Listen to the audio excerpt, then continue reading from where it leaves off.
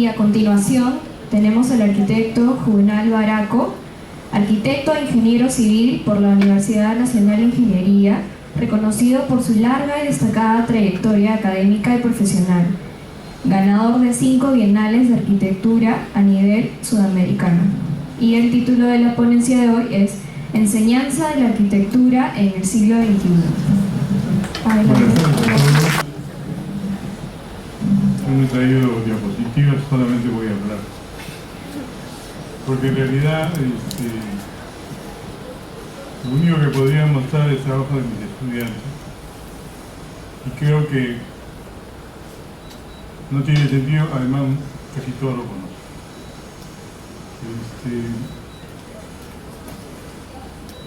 Contrario a lo que se piensa, la arquitectura no se enseña.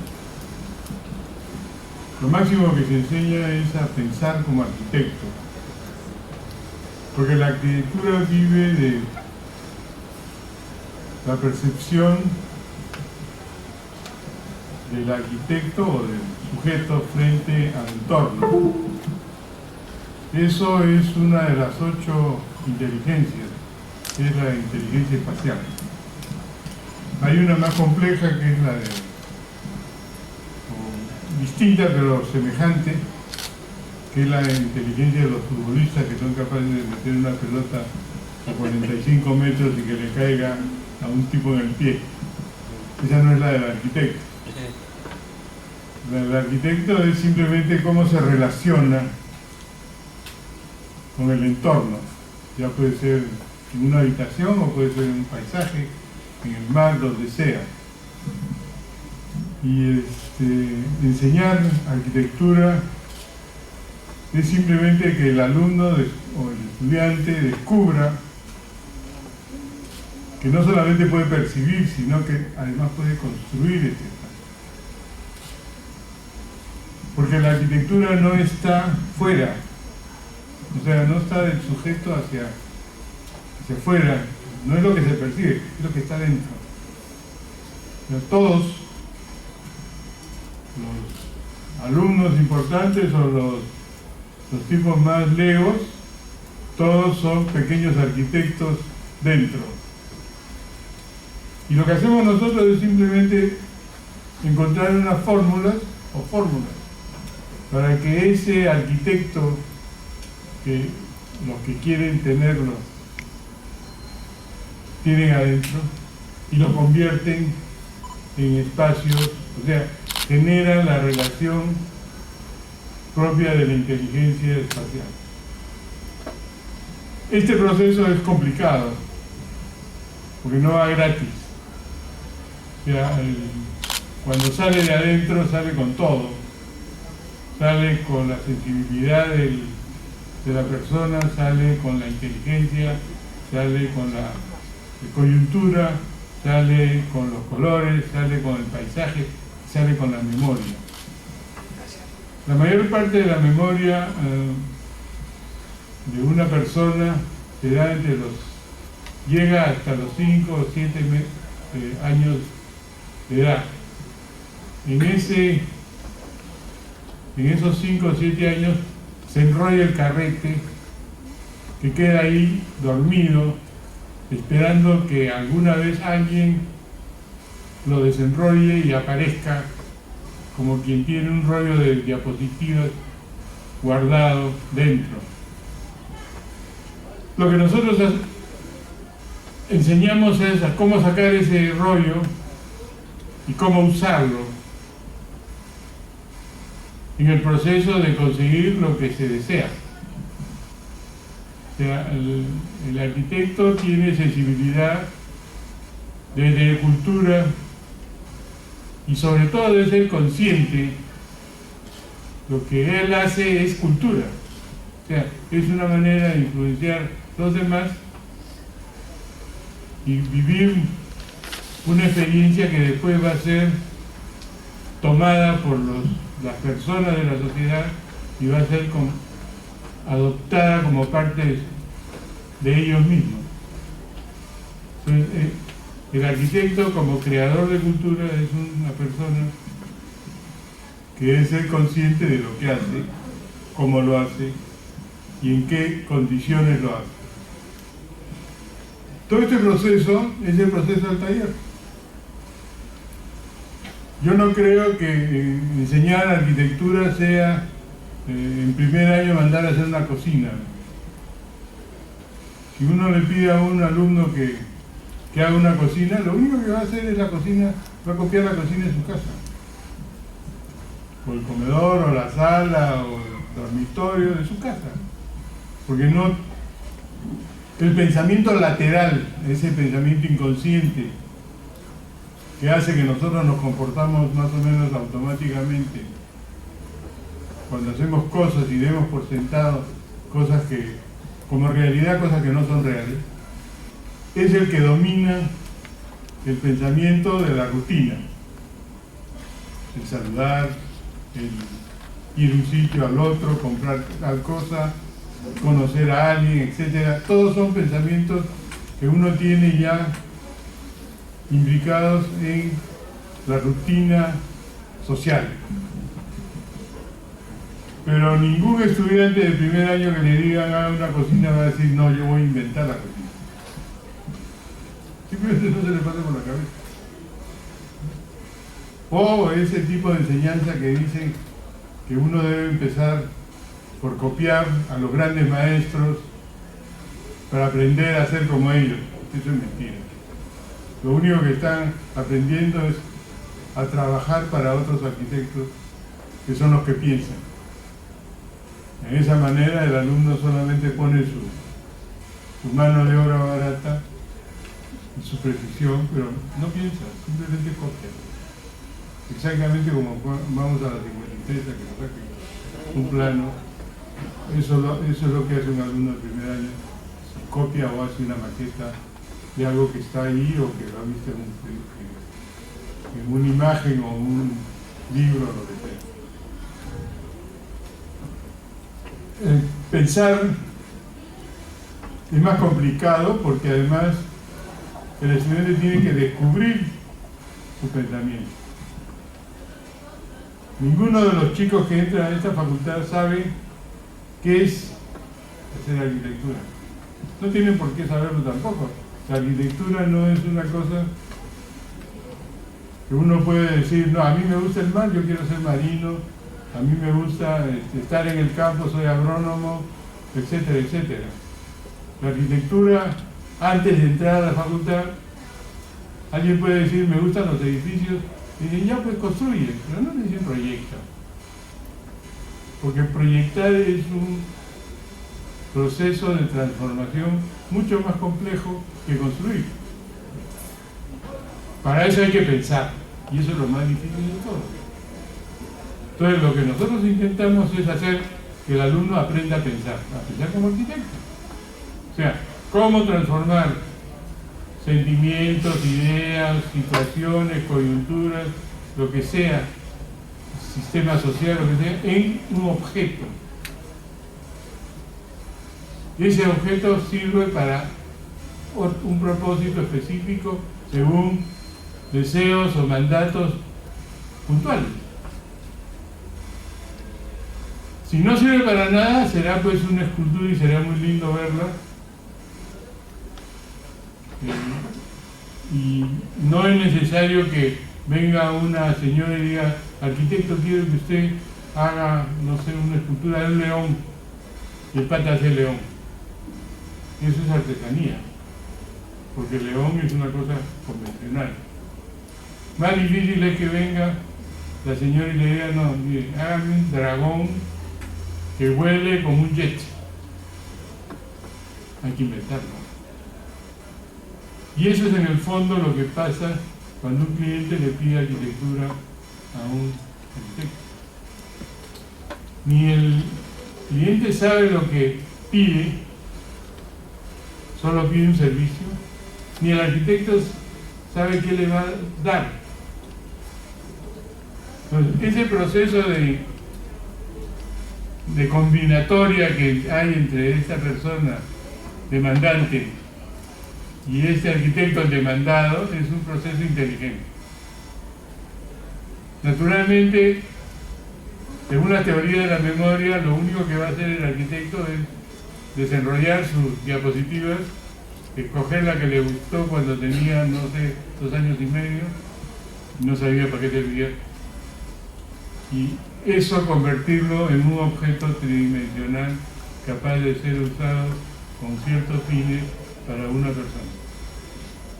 Ahora, esos fines para dárselo a una persona además significa entender al tipo y saber o dejar ciertas condiciones o ciertos cabos sueltos como para que esa persona que recibe el objeto arquitectónico se apropie de él, lo haga suyo. Y generalmente pasa lo que pasa con los automóviles nuevos, que cada vez que aparece un modelo de automóvil que nadie conoce, todo el mundo dice: esta porquería, están locos los que hacen automóviles. No, a los 6 meses o al año ya está incorporado al paisaje urbano y es un auto último modelo. Con la arquitectura también pasa eso. Lo que pasa es que el arquitecto tiene que aprender a ser más sagaz para poder combinar la belleza que tiene que ver con la sensibilidad tanto del arquitecto como del usuario, y además el deseo de usar del usuario. Y ahí recurro también al auto nuevo. Cuando tú tienes un auto que no tienes que hacerle cambios, que ves cómo entrar en el estacionamiento, en fin, cuando empiezas a darte cuenta de la cantidad de ventajas que te trae tener el auto nuevo, que las chicas miran el auto, te ves más simpático. Es lo mismo que pasa con cualquier objeto arquitectónico. Entonces, esa inteligencia, esa manera de darle vida al objeto y darle vida a la vida, ¿no? Eso es el objetivo de la enseñanza y del arquitecto. Ahora, yo vengo de una facultad que es un poco como los métodos que se enseñan en esta facultad, que a mí me decían: bueno, primer año, primero haces unos garabatos, haces un juego infantil, después haces una casita, en el siguiente semestre haces una casa grande, o después haces un servicio, una posta médica, después haces un edificito de 3 pisos, y así sucesivamente hasta que gran final, hacer una urbanización o un pedazo de ciudad. Yo alguna vez discutí esto con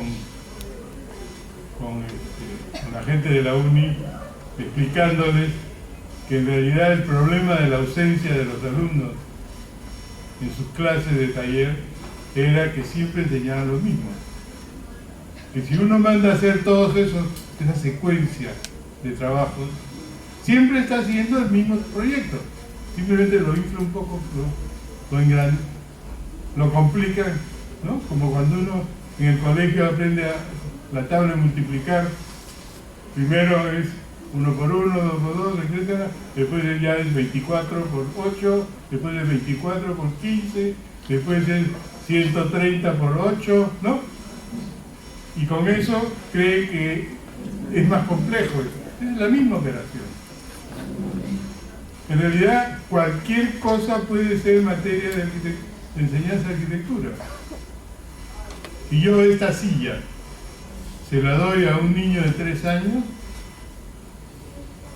seguramente hará una porquería, pero hará una silla. Si yo se la doy a uno de esos diseñadores italianos que ganan el Compasso de Oro, ¿no?, me hará una cosa maravillosa. Pero son 2 sillas. El problema no está en la silla. El problema está en el que diseña. Y ese es el tema. O sea, la arquitectura no va de afuera hacia adentro, va de adentro hacia afuera. Por eso es que todos los proyectos son diferentes, porque explican conocimientos, vivencias, sensibilidades, etcétera, etcétera, diferentes. Y eso es todo. O sea, lo que se trata en realidad de enseñar es a pensar. Para eso tienes que darle ciertos tipos de problemas que no necesariamente deben finalizar en un objeto arquitectónico que se pueda construir. Porque todo el proceso arquitectónico es muy largo y generalmente para hacer un edificio uno necesita por lo menos un par de años más 6 meses de proyecto. Y nosotros tenemos a veces un mes, a veces 2 meses, a veces 4 meses. ¿Qué hacemos? Le cortamos las partes que no son relevantes y entonces armamos ejercicios que pueden o no trabajar con la realidad, que además la realidad es un elemento convencional porque hay tantas realidades como personas. Puede ser el edificio que sea más barato que el edificio que solo tenga ventanas, o un edificio que sirva para Los Ángeles. Los Ángeles, que es lo que tienen ahorita, ¿no? Entonces, los cambios, los giros de situación son para que el alumno piense. Si ustedes tuvieran que hacer una casa de fantasmas, pónganse en el pellejo de cómo podría ser un fantasma. Primero tendría que... ¿A quién representa? ¿A quién tiene que asustar? ¿Por qué asusta? ¿No? Y empieza un pensamiento. Como parte de ese pensamiento llegas a una conclusión. Tiene que ser, o es digamos, negro y sucio, en ruinas, con techos en punta, como nos presenta Hollywood, o es simplemente un piso chato, donde no parece que uno no donde puede ir, y el tema del fantasma es la claustrofobia. Los dos son terroríficos, pero hay tantas maneras de aterrorizar al ser humano que perfectamente puede haber 30 o 40 proyectos diferentes. Eso es aprender a pensar, porque una vez que se determinan las reglas del juego, el alumno tiene que aprender a jugarlas. Ahora bien, nosotros tenemos 5 semestres en que hacemos esos juegos. Cada vez son más complejos y más difíciles. Podemos tener incluso situaciones extraterrestres, no importa. Siempre y cuando en la siguiente parte del taller se aterrice en prácticas. Pero en esos 5 semestres, el alumno simplemente descubre que parte de su propuesta arquitectónica, primero, es pensar. Segundo, es cuestionar la situación dada. Tercero, especificar la coyuntura en la cual se plantea el problema. Y finalmente, ¿cuál es el resultado? Salga como salga. Porque incluso la belleza es un canon convencional, es un problema de la cultura. O la luz, o lo que sea. Entonces, si el estudiante aprende a usar todas esas virtudes o condiciones humanas, y entender que todas son válidas y a su vez que no son válidas, que unas se pueden eliminar y las otras no, empieza por determinar cuáles son las más importantes. En ese momento ya está pensando, y de eso se trata. Nadie va a ser mejor arquitecto porque hace una ciudad. Un chico de 5 años dibuja una ciudad. Un equipo de genios de Lima Metropolitana, de la Oficina de Planificación de Lima Metropolitana, también lo puede hacer. La diferencia es qué ciudad. Y cómo un estudiante puede hacer una ciudad. Y qué es lo que tiene que pensar, en qué tiene que pensar para hacer una ciudad. La potencia de su pensamiento es la que va a definir la calidad de su proyecto. Porque en esa calidad va a estar su talento su agudeza para entender la situación, para darle la, digamos, una solución pertinente y poder explicar por qué hace esas cosas. Y el resto es chamba. O sea, una vez que se te ocurre una cosa que cuestiona toda la situación, tienes que mostrarla. Y si es no convencional, trabajarás el doble o el triple. Esa es parte de la regla del juego. Pues si tú haces una propuesta que todo el mundo entiende, listo. Con hacer 4 garabatos ya está resuelto el asunto. O sea, una de las premisas importantes es que el alumno debe ser consciente de lo que está diciendo, no solamente es suyo, no solamente es propio, sino que además es distinto a los demás y es capaz de demostrarlo. Puede ser igual distinto de su clase, de sus amigos, de la ciudad, de la sociedad, lo que quiera. Pero esa capacidad de saber, de ubicarse en distintos contextos es parte de la noción fundamental de la acción del arquitecto.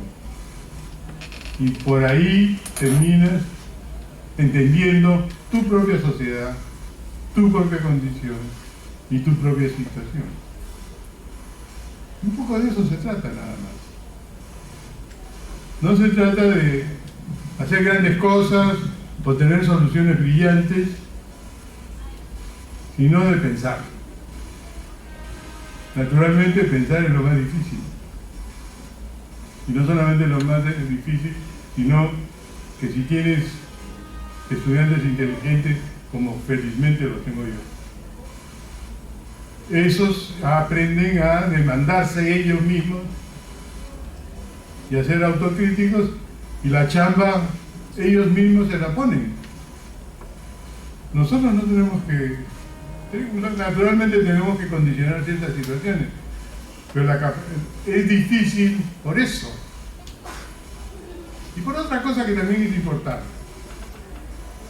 En la universidad, lo más difícil, de hecho, la universidad es un proceso en el cual convertimos adolescentes en adultos. Eso en otras sociedades se llama crecer. Y es lo más difícil que hay. Porque simultáneamente hay el cambio de inteligencia memorística holística, sino que también hay los conflictos, abandonar los conflictos propios de la adolescencia significa un montón de situaciones inesperadas y diferentes. Y para eso se ha creado la universidad, para que la gente pueda experimentar su adultez sin hacerle daño a nadie. No es lo mismo pelear con tu enamorada que divorciarte de tu mujer cuando tienes 4 hijos. Bueno, aprende a divorciarte primero, ¿no? Y eso se da de una manera natural, es parte de la condición del arquitecto. ¿Por qué? Porque además, si el estudiante aprende a pensar, nunca deja de ser arquitecto. Y parte de su condición de proyectista lo acompañará por los años hasta que se muera. Pero no es lo mismo un proyecto de una persona de 70 años que uno de 20. Es el mismo, pero su reflexión es de otro tipo. Y si no, examinemos los trabajos de los grandes arquitectos, que han pasado por una serie de etapas diferentes, y algunos incluso se han chalado, ¿no? Pero ese es otro negocio. Pero el arquitecto tiene la suerte de haber construido lo que imaginó. Y eso tiene una ventaja mental increíble. porque es como si hicieras hijos todos los días. Y cada proyecto es como un hijo, que una vez que tú lo acabas, lo entregas, vive su vida. Ya eso depende de la gente que lo ocupa, del negocio que han planteado, de la manera como lo cuida o lo maltrata, lo mutila, le amplía, le pone cosas. Ya es la vida de tu hijo, ya no es tuyo, es de la sociedad. Entonces, este proceso que sigues parte de la conciencia social que tiene que tener el arquitecto. Es un hecho natural. Un arquitecto es una fábrica de ideas y a su vez es una fábrica de resultados. Hay cosas que funcionan muy bien en el proyecto y te toca un ingeniero bestia constructor y te arruina el proyecto. O te toca una esposa gorda que nunca participó del proyecto y empieza a tumbar todo, ¿no? O a pintar de rosado. Es parte del destino del proyecto. Entonces, conforme pasan los años, el cliente es cada vez más importante. Yo siempre digo que la calidad de un proyecto está en función de la inteligencia del cliente. Y la más grande suerte que puede tener un proyectista es que le toque un cliente inteligente, con el cual incluso pueden estar en discrepancia total, pero si llegas a acuerdos y ambos lo respetan, eso es como cuando la pareja se pone de acuerdo para ver cómo educa a su hijo. Es lo mismo, solo que en este caso es un edificio. Bueno, no sé si he hablado lo suficiente. Creo que sí, ¿no? Bueno, me parece importante decirles estas cosas porque la otra noche que hubo una ceremonia, alguien dijo que lo fundamental de la educación del arquitecto es crearle como una especie de cimiento que garantiza que el resto, la construcción intelectual, se sostiene poderosamente en una base bien hecha. Y parte de las conversaciones eran alrededor de esa base. Y yo creo que lo mejor que puede hacer un profesor de arquitectura es tratar de que sus estudiantes tengan un cimiento lo suficientemente poderoso como para que ellos puedan construir de ahí en adelante lo que quieran como arquitectos. No pretender que la arquitectura se aprende por adherencia. Yo conozco innumerables chicos que pagan fortunas en Europa para trabajar con algunos de los genios de la arquitectura. Y bueno, son buenos dibujantes. Pero no se aprende así. Tú puedes aprender trabajando en una oficina, la rutina de la oficina. Pero si tú eres un estudiante o un egresado de arquitectura, en 6 meses ya no tienes nada que aprender. Todo lo demás no te lo van a dar tus jefes.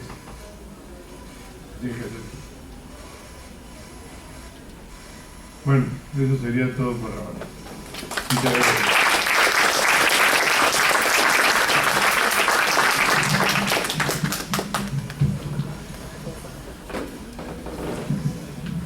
Muchas gracias, arquitecto, y reiteramos las felicitaciones al doctor arquitecto Baraco por el reconocimiento doctor honoris de nuestra universidad, el cual ha sido promovido por nuestra facultad y donde se denota la gran trayectoria y legado del arquitecto. Muchos de los presentes también son alumnos y egresados que admiran su vocación. Un aplauso para él, por favor. Gracias.